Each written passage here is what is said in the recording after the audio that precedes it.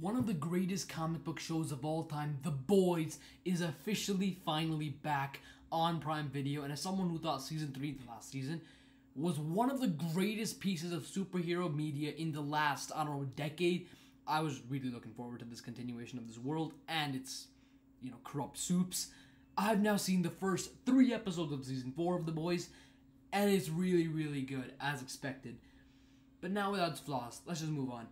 The humor is as energetic and as high octane as ever before, maybe even more so, as we return to the wonderfully written Homelander and Billy Butcher, who have some fantastic dialogue meshed in with their usual antics and personalities. The addition of new characters, Firecracker and Sister Sage, are also written very well. The hashtag Soup Lives Matter agenda running in the show is explored through very well and adds a sense of urgency and tension for our protagonists in Huey, Starlet, and of course Butcher, with Carl Urban delivering another diabolically fantastic performance, with the character still delivering his usual and expected one-liners, but he also has a terminal illness in this season, and it really gets you, and it really lets you know how urgent the stakes are and the urgency and tension of that, which is really impressive considering he's funny, he's cocky, he's Butcher we all know and love, and he's also dealing with a terminal illness.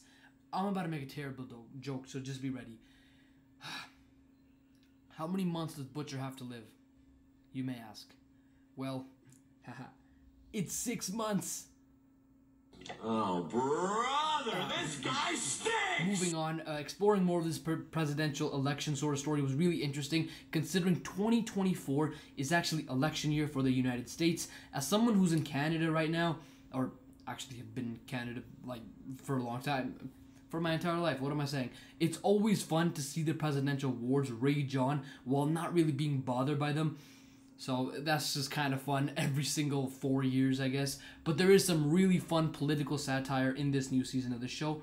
Now, naturally, we have to move on to the mixed aspect of this season. And I'm going to start off by saying that this thing is just doing way too much. There is so much going on, so much going on, alongside the main stories like Victoria Newman in Office, Butcher dying, Becca's son, and more. They also have these mini-tales, I like to call them.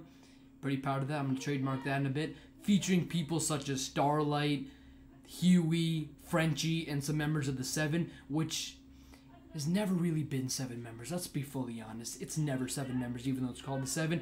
It gets a bit overwhelming at times, cutting back and forth between different settings and characters. But hey, it ties itself back together pretty neatly, causing it to fit right in there with the boys we all know and love. If I'm being honest, this might be my least favorite episodes premiere of any of the Boys seasons. The first one will always be my favorite because of just how iconic it is. Huey's girlfriend dying, peak. Don't clip that out of context. Anyways, overall, The Boys Season 4, episodes 1, 2, and 3 are a flawed but really entertaining, gory return to one of my favorite shows on television. Peak is back. I'm going to give this an 8.5 out of 10, an 88%, or a 4 out of 5 for this premiere, set of episodes.